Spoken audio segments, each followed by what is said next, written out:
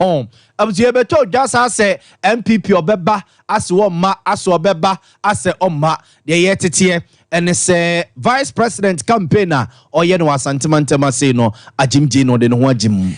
Robo me odia to dwa wo se anchakra afari ene se wua hospital no obehwe se ombebia no abato ya ye kwa akoto yi abusua entete ne se Kofiana International Peacekeeping Center Shasie nchechire dia ma posifo ene bambo adwumayefo yera alal kwadwo chamaten so asibibi dia chere nuanom a won ton spare pass e wo mayi mu entity a yetete ne se free SHS ya mampani na narudan kwakufodo de bai ne homra afi na ekomra se bigefiem I don't know that possible and as a for Democrat ya with the PM wanted so for video bia one man who no or Richard Kumado was say one of their babia or maybe say you and as from point a possible actually when you full fro pinua ni akekese ne ne se kase ababia wo bia na nwumde yeba na yede ababesum mo yemfaseda Emma Inyumeku akesi. Express Group na yekan for the amawo 3 Herbal Center at 3 capsules sabamizo and a 5G drink and so eka hubi and na 21st clinic yes yatika expert when Inyumeku awodo one madoma so yasenia yada kase boy e baba som asomfoni ye bennu akosia ejewa kwade boaten enimedin enumremene nana ya obo amalibi aboga yeah shase the free vice president Dr. Alhaji Mahmoud Bawumia na tena ye busu ye Musam say Vice President Dr. Alhaji Mahmoud Bawumia ashe nansa probase e wa santemantema se ya ejawo ko tirebetre na odine nisu ade huno ato Ghana man adehie nim na probomu enene obedi chese mredodo no a oso amemazi abonte so no de adesre ato so amemazi fo nenim se omatete no oma hawa pempi no a wo monnamuo kwakra yi spare pass yi say ye engine say ye doors no say ye brake light say ye brake fluid no be kwakra dia ba yesu o mu free tema anasa takra dia bakumase no atete ya na customs wo do o mu famu nya asem keto a vice president asho o mu bo say so don for ya dom amamo de tumi amana mana di o maye ni mu a ade adi kan obeye pa say gedife wa santimam say wo so memezi so mu kegetia say o mu Dr. Mensa baby bia edwadie koso bia de se wo fa niema afri takrade anase bia tema anase odi fa wiem na de aba santimem no obehwe se ebekot se ne mantama hudo ni nyina de ekono wabra obi nkogina baby nkoteti wo mu bia ni Vice President Dr. Alhaji Mahmoud Bawumia nsem ni GRA for edu sa ombetu ya no yebetwa ni nyina na akọ zero na ya start from ground zero that's amnesty in 2025 the person misses your import duty regime no airport. Your import duty regime no says you Ukrainian only duty away Ukasa to 20,000 over there petrol said to 40,000. Ubisa was the exchange rate as a way as a 18% predictable duty back. Oh, spare pass deal and now craft 40-foot container. Ubehu say in cities, side duty no way to 20,000. Now 20,000.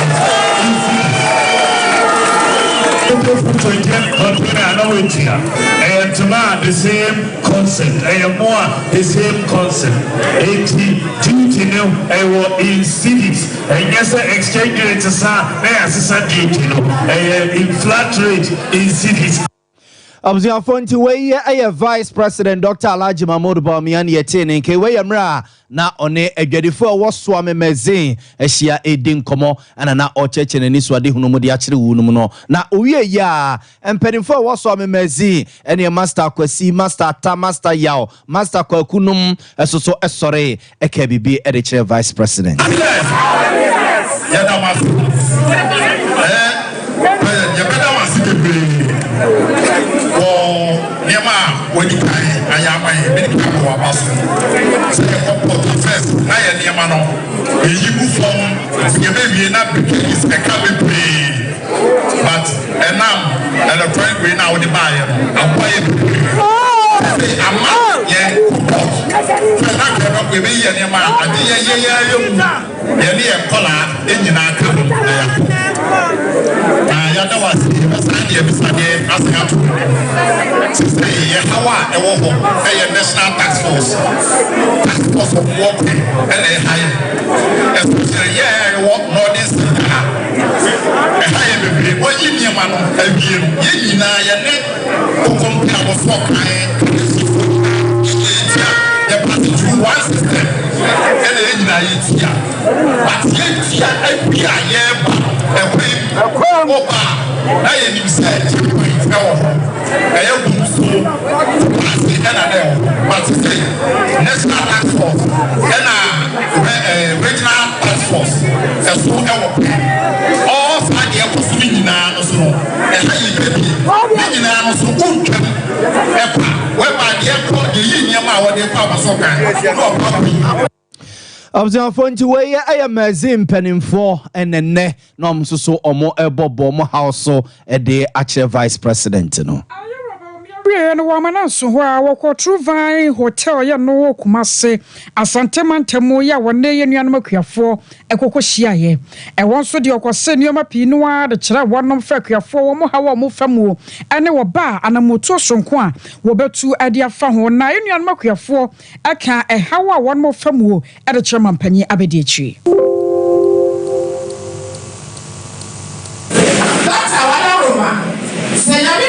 na afida obetra bomyaso a na osise maye se ne be ya yeko sika no o be yi wo wani efiri ya ko hasiba na me how far no waka obe go from business yo hani ogogo obi e se Ghana ana wo ye bo eduru anya ho na Mr. Dr. Bawu na odama isisi aba yes now ye ko no de panchawo ye ko na aba no Dr. Bawu ya mama ye e bi am pro di panchawo pa e so bi e se go go na wo so na ban je se na me go go aduma no no kwa se ka no bi Dr. Bawu ya se wo ni se go go no ko so je ya pa na pro di panchawo e fa e ti no bi yes now mama ye ya ba wo na wo ja ma ye no e ye na wa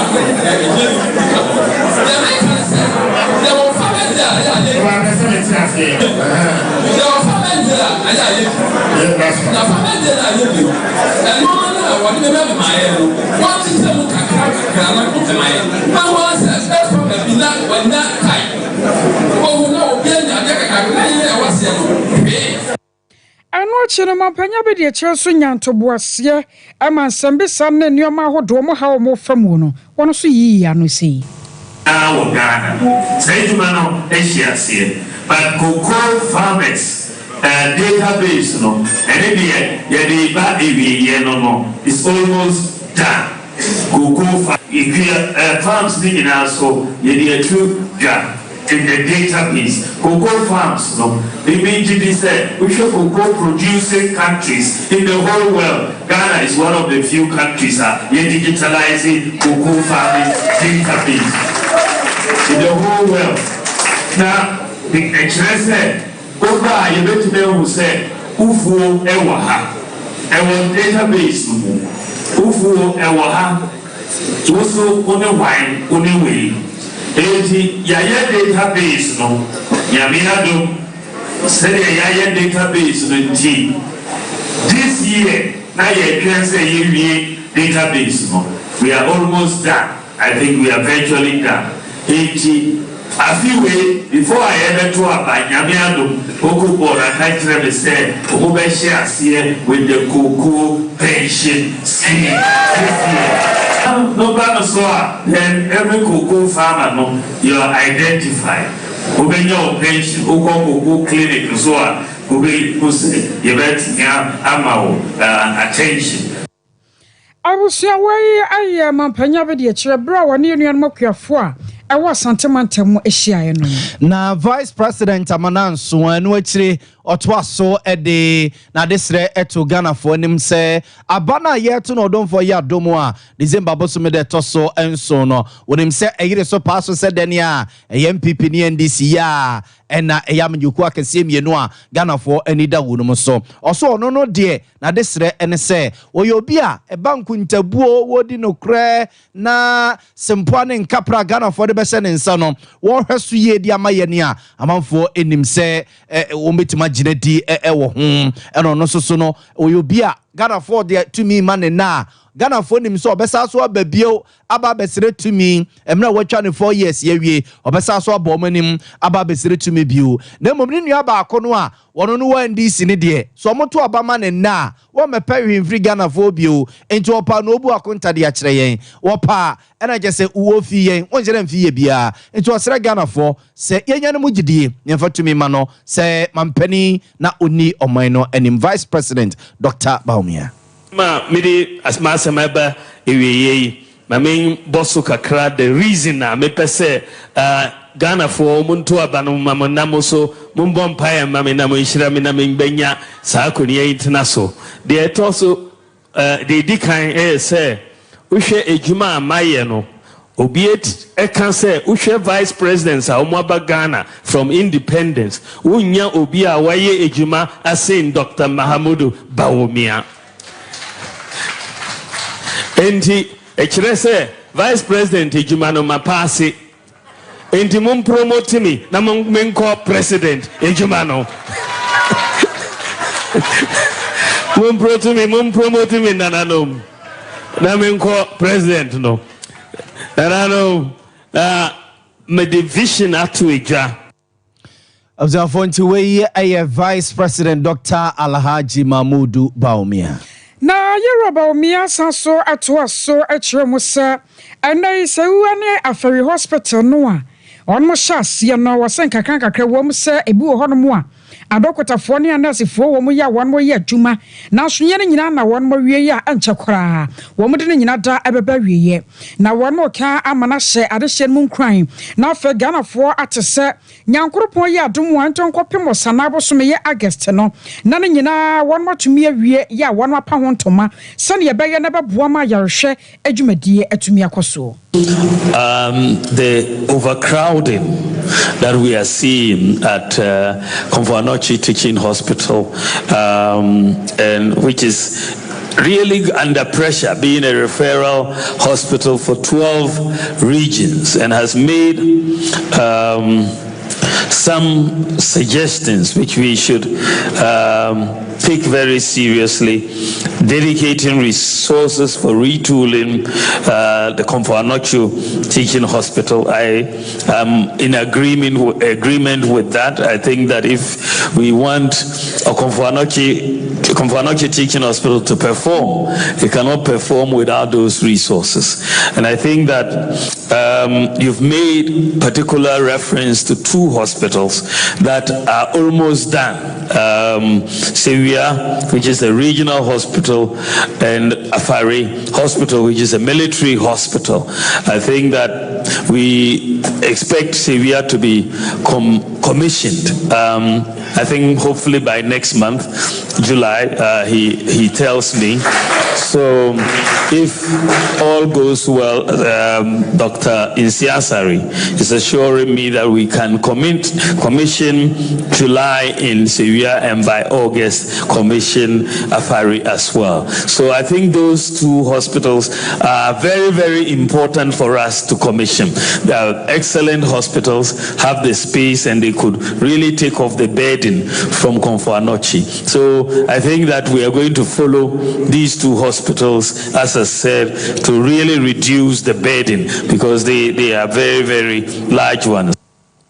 I was aware of Panya Dr. Alhaji Mahmudu Bawumia. I was for Dr. Alhaji Mahmudu Bawumia and then a campaign no what was no de de ekogu de no de ekogu ye ne woto aso ade atia no peya na ni panyina nim se obesie akuafo obesie mpedimfo pino a True Vine Hotel ya nchemu no hyase na hyase no a omonkoto omani a wo surunku bi na nanim santayi a waba betena Vice President Dr. Alhaji Mahmudu Bawumia encheye se omutwa omani na akwakoye asense ntramrasil gani onabo Kennedy Kwame Akompre kokote abo Japan eja nanim ene dom womsoso be omo ba ya omo ese campaign no a Vice President Dr. Alhaji Mahmudu Bawumia hyase no itini tirinka enchese baby fo mefa no munkonkudie eye akansie no mokoye na vice president edinkunu no nkyere se NPP party no wofrim no da so our party no modie na vice president what is wa santimam eye campaign wontimi ntira ne to so oba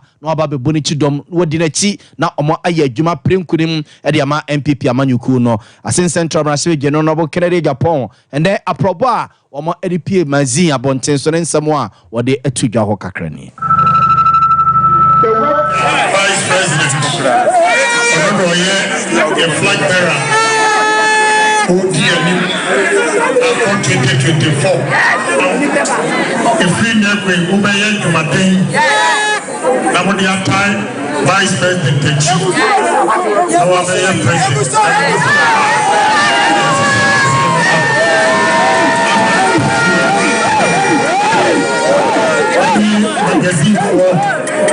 many duties like I see a mutia in Vice President Akasa Shimano, I will say Kumasu said, Ukraine, when he said duties, no, that was so in Joba, send me a TBR of Pepe.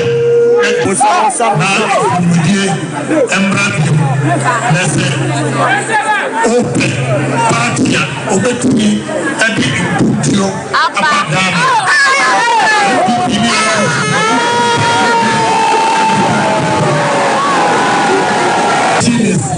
Voting for Dr. Bawumia. What's who do any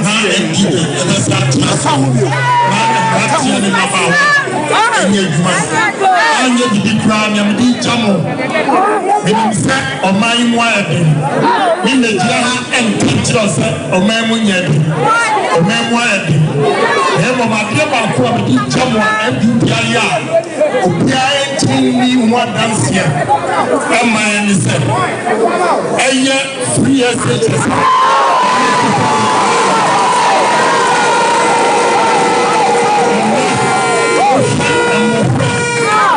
Actually, after university, and now 3 years later, what do I end? And you know why I can't? It's a Miana Family. We are meeting and Yazan. Never so good. Never can Oba, our young school. Over to Oba, what can you hope? Oba, old school. Sir.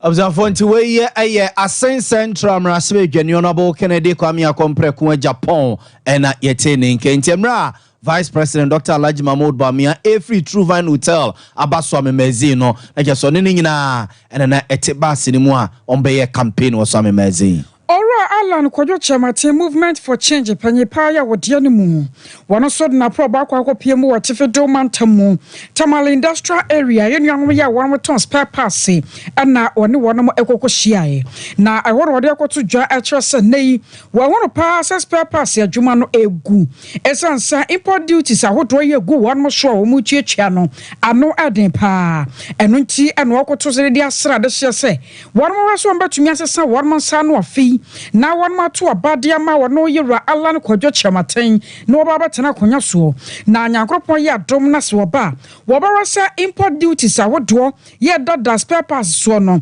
wo betumi ayi ni nyina ade afiri wo sane ye baye a ye nuanom ye omoton spare parts won mo kom ebe ha wonom depends on the availability of spare parts.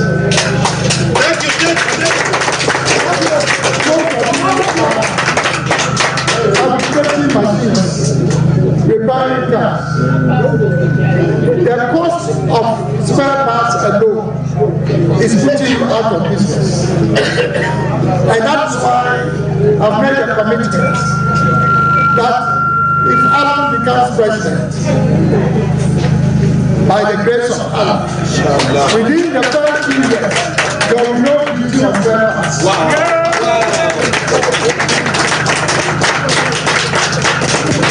Apart from that, most of you are in fabrication.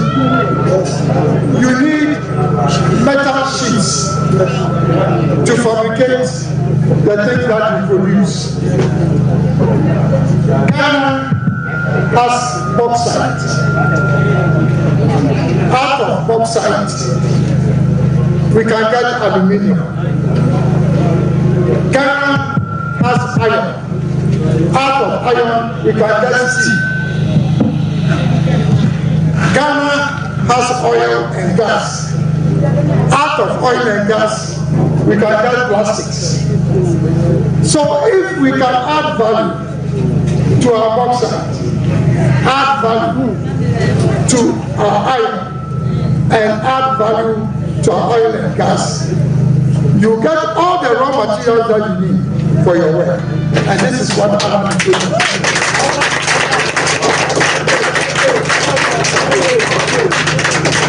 Most of you, your business are collapsing because you don't have access to credit. You don't have access to credit. And that is why you need a new leader who will make money available to those of you who are involved in. And what you know, Panyapa to us so extra Musanay, and Pipinian DC, one more question about Crosson Sano. Woman, your mom, no. Ghana for who no ya kwakwa na dapa enam sonti wokoto asra de hyese wo wasa afin kwa de wo masesa wo monsa no ama atumi aboasa ne be yensen na ho e wo meya bakwasem mu. Will you even consider the fact that after 32 years, if you are not happy with the two parties, that you don't look for a change? Let me tell you, Ghanaians do not vote because of infrastructure. Are you aware of that? They talk about it, but not because of infrastructure that they vote. They don't vote because of social services. They vote based on their pockets and the economy. Right now, we know that the economy is in crisis. You need a new leader who will turn around the economy. And that is what Alan is going to do. Let us join hands together and make history and make Alan the first independent president of our country. This is the first time that we have 10 parties coming together to fight an election. I was your way, Ayera Alan, Quadro Chamatin, Union Momoton spare pass, I want Tamale, Tivido Mantamu, and one Equishia. I was going to say, Oka on Sako, no, San Munsia, Cabosumi being Sianesa, Nagana for your Quaco to Santa, one do Gudugula, German Puna, Cosme Miguel, a Quaco to Abaco in Bampenia, in Fiena way and Wing, obeying to say Papa Mo, my phone and Tima Papefra, Nam Raswiga Forsoswa, or more a better Raswiga Fiema, ye, Nundu, Mr. Speaker, Madam Speaker, Asheshem Rapapa Mo Mayi, Omsusia Quacoto Muswabana, Banwa, ye Quacoto no, and ye a year so passo said, Denia, when ye depend nasi, ye could dimraso, ya could so, a die ye to a bano, ye Papa and Wakacoto Abanadana, ye to a bananimpo, ya to a banavie, na in Susan Sonne Babontino, de Obibajania Manabru, Sebako Viasiano, na or Quacutiamra. Ememra ene kwaku diama ibe hia bambom penim fose ombe mi hia bambom na be ebisusu no omo ahwesemra ene omo ebedie nam so makofia nan International Peacekeeping Center ashase eye nchekere ene kasa hudwumedie diama bambo adwumaefo ewo omai mo mashase ewo asantemantemu a ene omo ye nchekere ene kasa hudwumedie di ma aposifo ne bambo adwumaefo a ewo asantemantema sei Colonel Barnabas Akomo wono in all democracies, bring in their weight tensions with the potential for violence.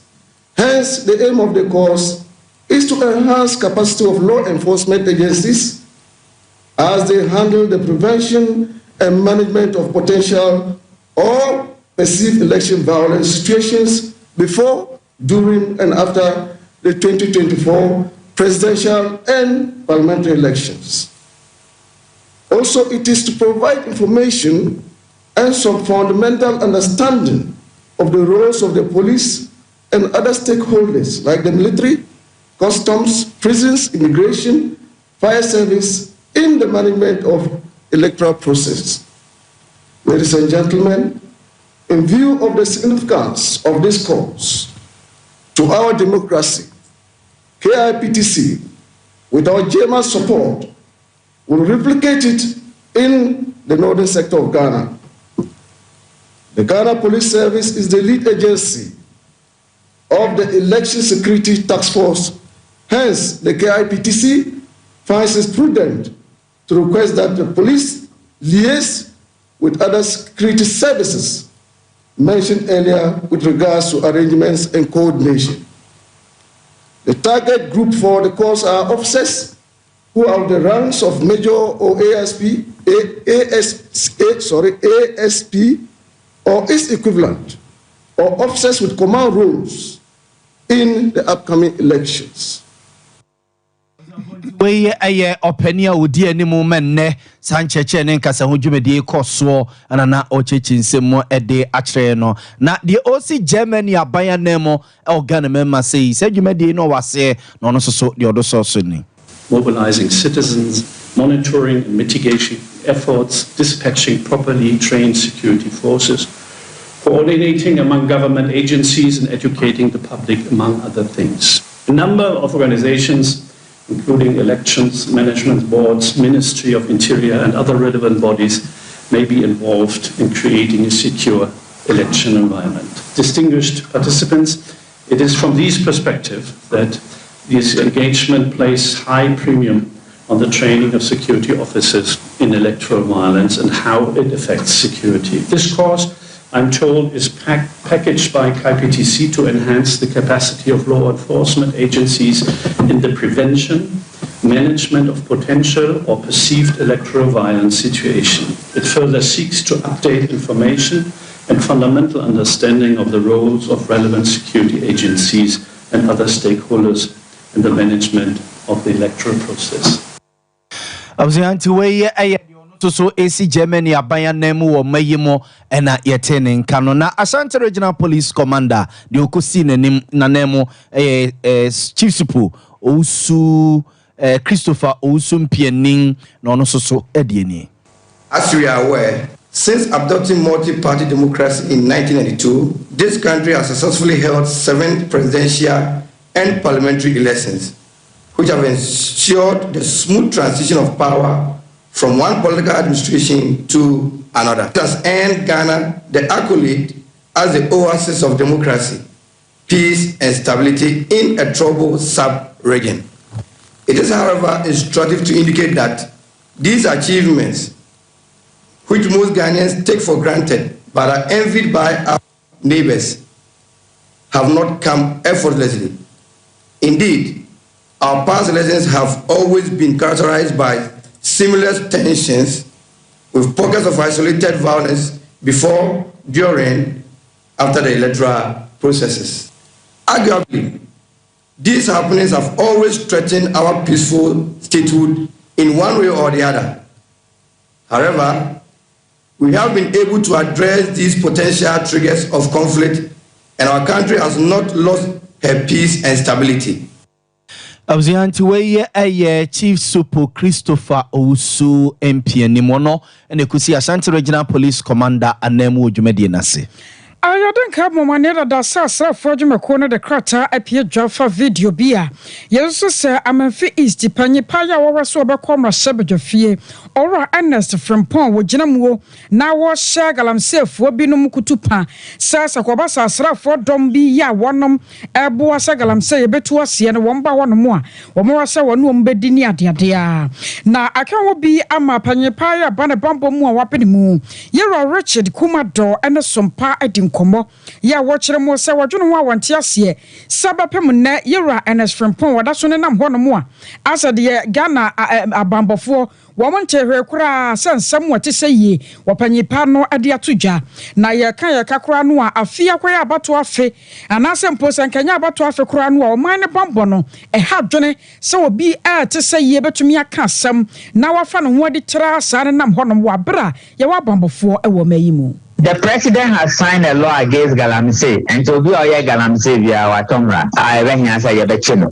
Number 2, so I can say, yeah, both soldiers, because Omubaba stopping Galamsey. I know your highest level of offense, because I don't know a threat against the state and the stability of the state as a nation. And that is the way it is. One, Ebehian said he will have to advise himself not to contest for the election again. Number 2, Ebehian said Yabechino, because your kind is a threat against the state. But because in a practical, typical Black African democracy, political accountability and responsibility be also and said they will live in to get away with the particular statement. Number 7, your kind and I'm 14 your kind.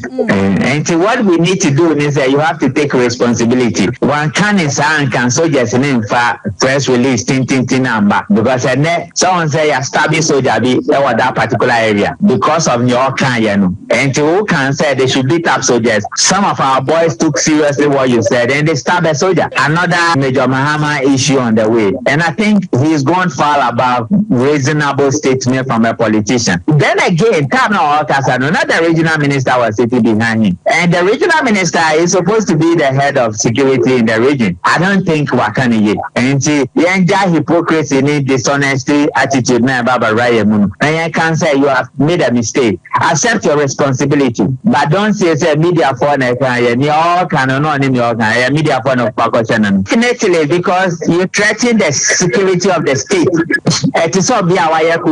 That is what it is. You have threatened the security of the state and the stability of the state. And fortunately and unfortunately, they have stabbed a soldier in that particular area in line with this Galamsey activity. So reasonably, the democracy will free by but this time he would have resigned. Now, 2 things, because there's although the other side of the story say, legitimate lands and say, mining, police, law enforcement in general, threatening them for collecting money.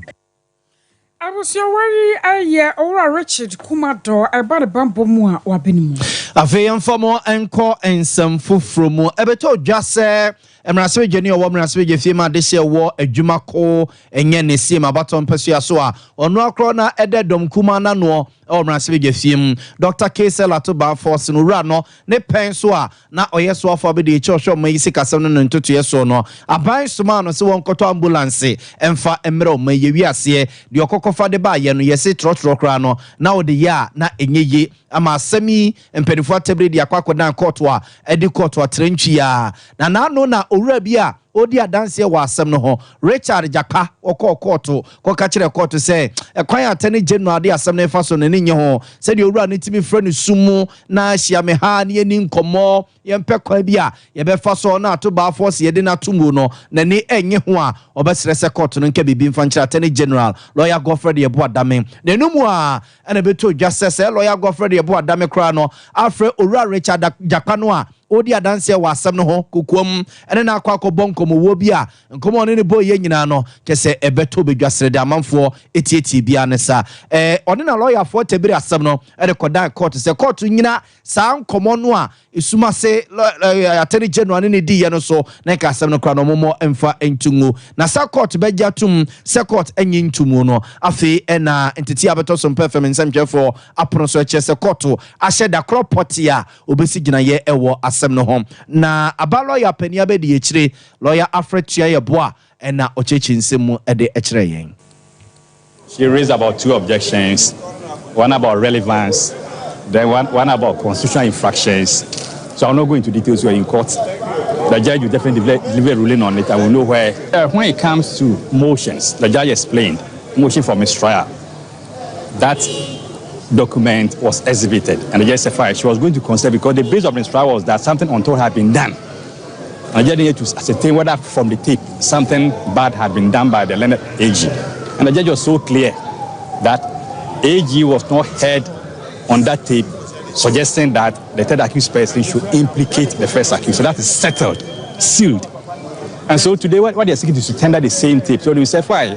If you want to tender, you must show that it is relevant to the issues we are going to contest in this matter. And that's why we demonstrated that it is not relevant so far as the determination of whether they are guilty or not guilty, or the issues involved are concerned. Looking at it. So definitely you get to know whatever decision that he takes. He's looking at it. So you wait. When the time comes, you definitely know the decision that he has taken. Abzianti we a ban lawyer penia be the chile lawyer African Yaboa and yet in Kaniente and I say June Busmi a woman there tossed to me and sa and a court no better say no more a signa yawa sem no. Na ambulance once and some ya no and now some soldier for Tennessee. Na and somewhere for my Ghana home one to me a so journal at the phone. If it's an upon do copem the rear bells and no me no so dear. Na dom kuman wa fem wonu nipa kumabi and na one more a warm rashet be your fee honum.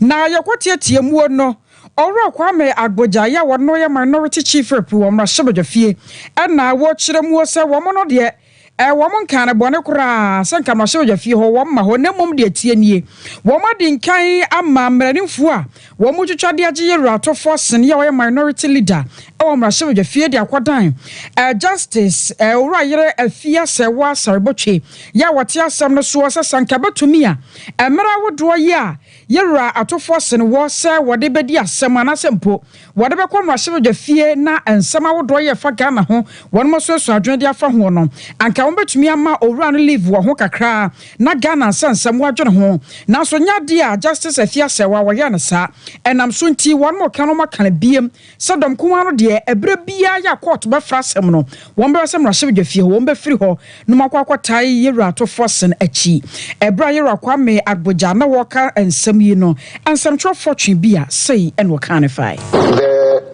minority caucus to solidarize with minority leader Dr. Ketel Atuforsen in the ongoing court case. The NDC minority caucus will only be available for the business of parliament after proceedings of the court have ended on the days scheduled for the hearing of the ongoing ambulance case trial. Decision comes on the back of the refusal of the presiding High Court judge, Justice Efia Sewa Asaribuche Mrs., to grant a request from the lawyers of the minority leader for leave of the court to enable him attend to important parliamentary business on Tuesday, 11th June. That is today. I was your way. I don't come on from minority chief rep. No, na. Ayahwasa yene yamane boni nana ya chuchie abedin komo ewo mrashabeja fie dia fa asemi ho. Express group say anka kire say nipa de ho no mu a na wase san ho. Wada no ho kakra environment no madane mu na wo so atumi anya bi aka. Enti se opese okọ Canada, US, UK, Australia, New Zealand, Germany ne de kaka ho no a hwese wo do baba bo express group na wo mede wakọ wo mode ne sika kuma bi no mbaje wo na akọnso abedru jojonso asafo labor runabout wo ho enkran wo kana she first light friend was 0249 000448 0249 000448 Mizo and a 5G drink ye kan for the amount se kwano ko tobi apono to na wo to abibia mu afra dom twedom bia no wasa Mizo and 5G e wase sanse we no atiapo e hyeyi nso 0246 270 221 0246 270 221 afai through Herbal Center wase wo kwa kwalena heba dani heba Mr. Abane Pedanka bisasa wo pethre ko capsules edro no a etusisi ade ko ne ayamtimu ase no wo benya bi ato ama ho ato pa 0246 0546 107 107 0546 107 107 Sciatica experts Ebusunya wo mo an 21st o wo se wo de fa wo yade ne bre wo to asentini no a etwe wo ade aba na amromu no emotwetwe wo pagya wo nan no a ase de ade na abomu emu ya oya emu asaye odududu fakwa 21st clinic na dokotafo enhwe wa bere papa so obenya daje ewo ni padua no 15 branches ne akiri ewo mayimu kuma se wo hwe overseas junction nkran wo wodome market wo bo ase cancer quarter sunya na nkranza na techiman 0540 311311 0540 311311 I was your worst on the agent and your tonkra, your body a catch you know, yet a besoso.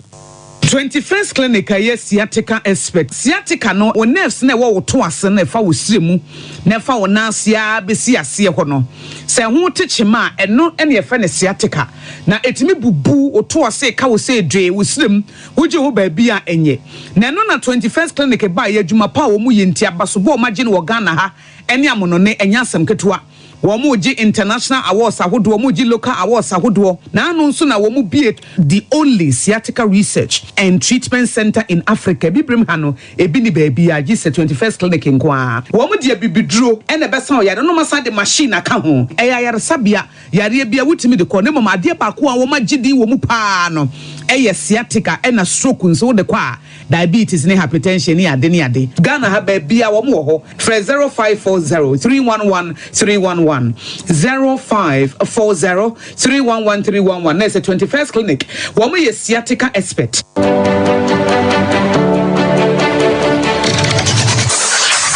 Introducing Mixer 5G Sparkling Drink, a whole new refreshment in a can. Mixer 5G is a tasty non-alcoholic drink. It is a perfect companion for all your events, including parties, weddings, and funerals. It is made with green tea, ginseng, guarana, grapes, and grapefruit. Get refreshed with Mixer 5G Sparkling Drink. For bulk purchases, contact 0246 270 221. This advert is FDA approved.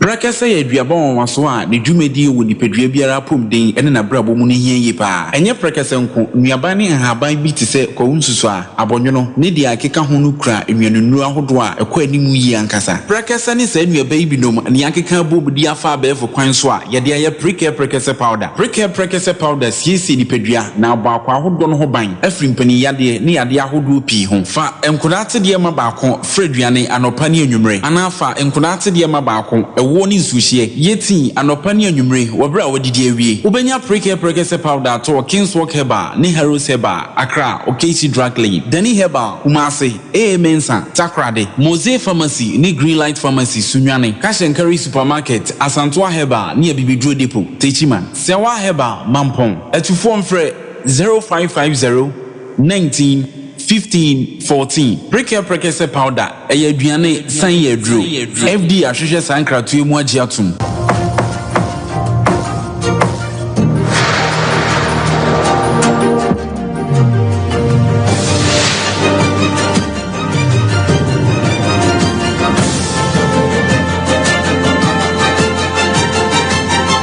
Sompa TV Emma Aketiapa.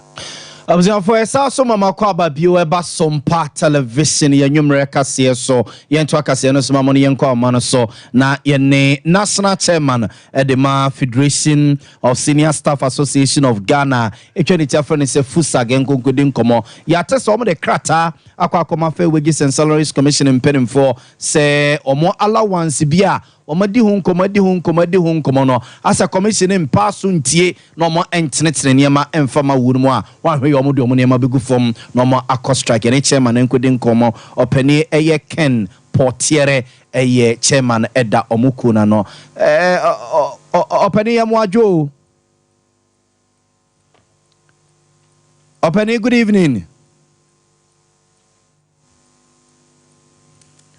Openit Portiere, good evening.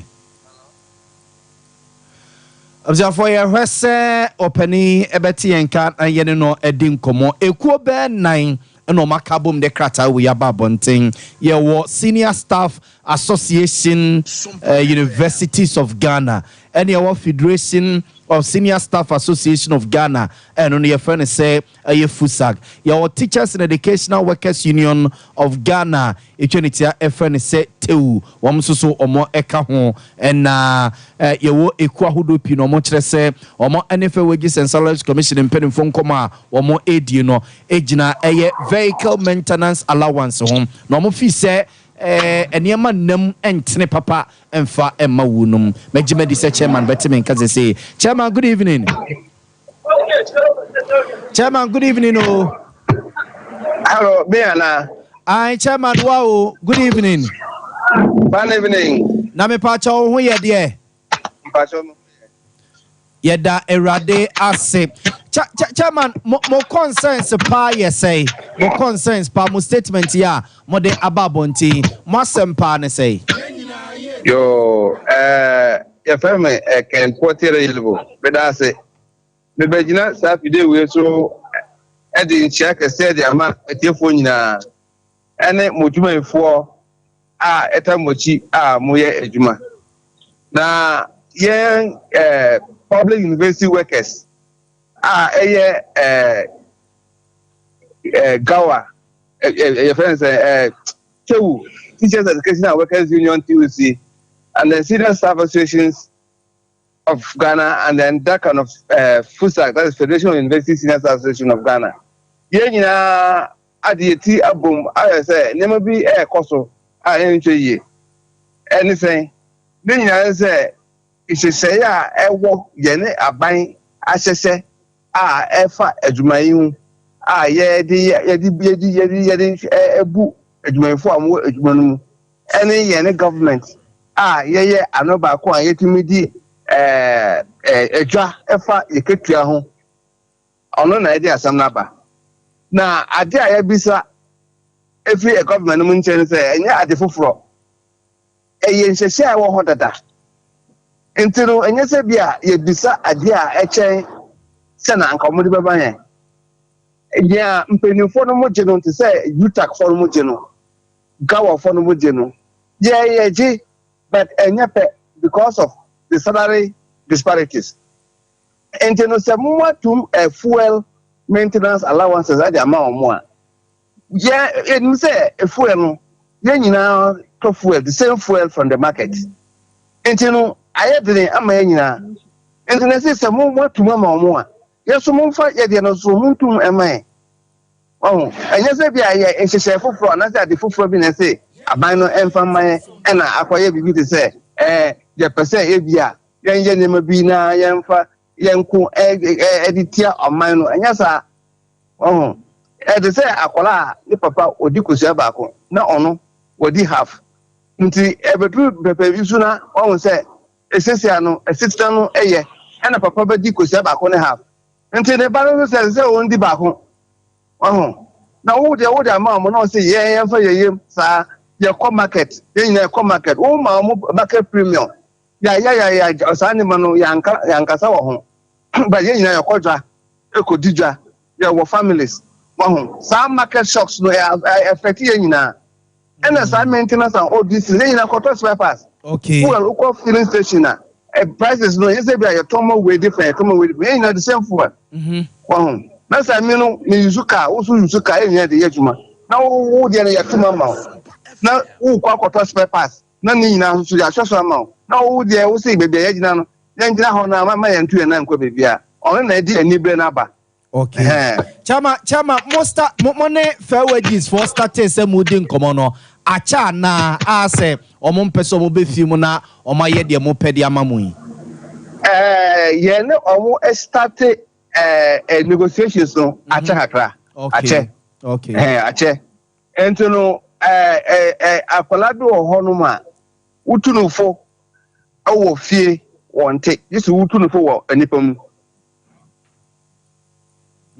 anu nti na ma we no mo kan wo nipam sa anu nti se chairman sa mo kan wo nipam yi mo kana ma twen for how many days ma twen for how many weeks sa mo anti wo mo nka mo de mo niam abegu fom huma na we na ede ma abono say ye twen by 2 weeks time ye twen we na ye de atudwa no ye besa akọ kokom na akọ ankodwe hu na ya hu kwa ede o mo fa so ye bedru ho no a mo mbati yanka ye besa atuyansa ade afra mo na mo say sisia no ya anomo na yetuya no ye de eyina kodru ese but so we na de akokodru na mo so mo hu sele ba ya ade no udi echire sa ko si bebia Matias baby asi Matias chairman ready me na wase no wadaje a wanya de ama bibia ni so a wakase ye ndi echire ne yebedi echire na yasa so afra obi why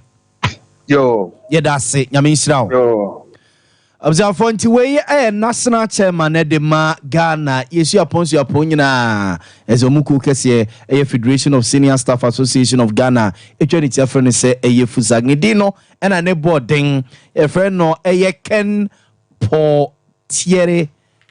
potiere yelebi nti momfa ne sa why ke ya ko ya die bi ke enko ya die bi say I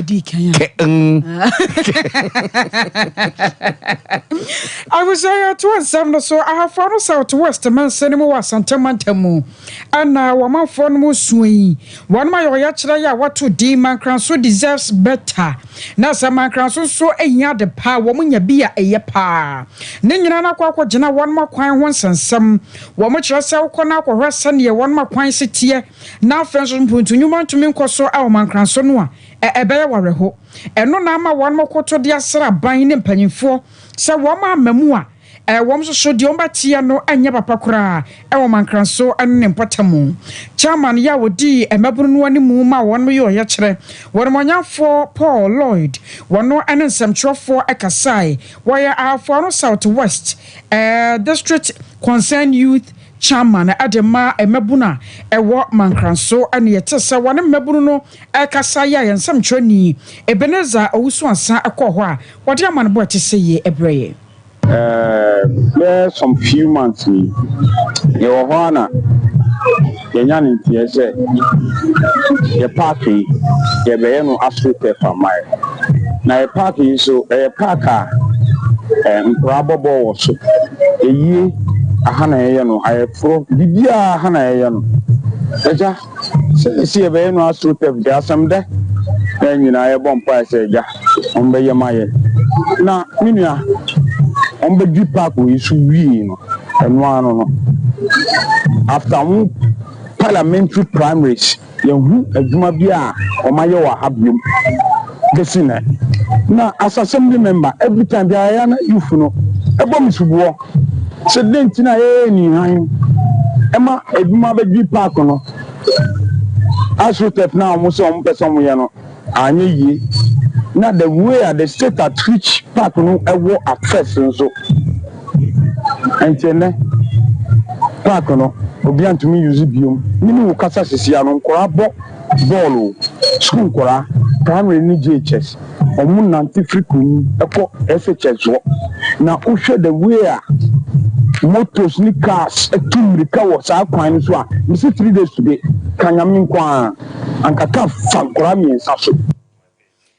Anu chino ya na mabunu bia ewo mankranso ansoso edinkomo abrepa mami tu na nkasa ye ni dia abrepa because hwa omo tutu ye park no so be ye asute famaya acheyi yentimi ndia grobi se na che dos na wokum ha yentimi mbobo because ye ni park bia wa ha she park no so hwe nkura ya nam so wona am so kura ube tuna pila because o ma say park no kura yentimi nya tima ye she de ye afu se park na mo nya ma ya de ye afu ye occasion kwambo ni yentimi sala bronya ye bebi mmobo yise kwa park ni ase kura I was your here at the share ye woman can so for no Southwest Messinimu.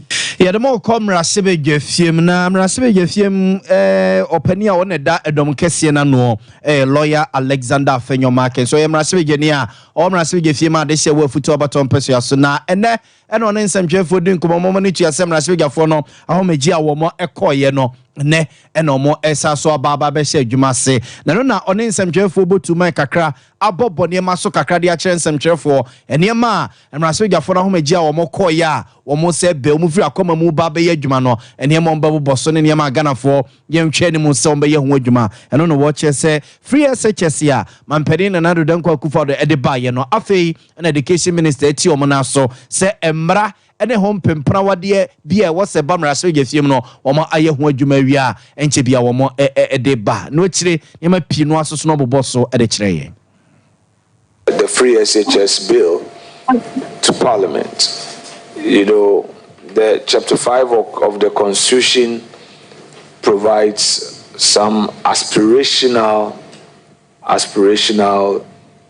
indicatives. Those are not justiciable, but once by policy of government an aspiration as envisaged by the Constitution is put into action, then to make it justiciable, you enact. In other words, there are provisions in the Constitution that you cannot enforce. You cannot claim rights to those provisions. The fact that they are there does not mean that you can apply to the court to enforce those rights. They are merely should enforce certain rights and give rights and take certain actions. So I think that this free SHS bill, if we consider as a house, what that means is that it becomes mandatory for government to implement this. Unless it is repealed, no government would have the right to say, I am not going to enforce free SHS, because now there's a law. So if you fail, a citizen can apply to the court as his bona fide, and the court would exact justice. Abuzianti we I am Raswejani or woman Raswejefima this year with Futu Abaton Persia Soloya Alexander Fenyomakin and Yete in Canoa or Chesses Amrano, Raswejafonia Tumwa, a Bayajuma, and a party B and I say party CB or Bebe Piano, free SHS number Bayamra, and what's a Tinawa, because it's in Yanko Pombesaswa Bebio. I to some so now All People's Congress. Panyapaya would dear more Dr. Hassan Ayaraga and net 2 and BP man you corner for him. Or just and yet here near one more breaking the 8 now one more canon. One much mere 18 no more one more drusono. What I say no 18 more no no. Now Adiana Crana water one to mean ye. Now so there's a breaking 8 for Frost out of Kahun. And I'm sorry soon to your radio for 2 one says I'm quite Sapa dia and your Montu Marginal say breaking the 8 no wombe druso. In Ghana, we're in crisis. So you don't need to steer anymore. You went to a different direction. The main direction of focusing on building Ghana, you didn't do it. So stop dying for the tear. The car is not a toy. It's a real car. Number 6, you have lost credibility as a party and as a candidate. No good policies, deceit and propaganda. Your only option left is vote by it. Because you have no credibility. No Ghanaian will vote for you. If you buy votes, maybe you'll get. But I don't think 2024 is for NPP or NDC. Number 7.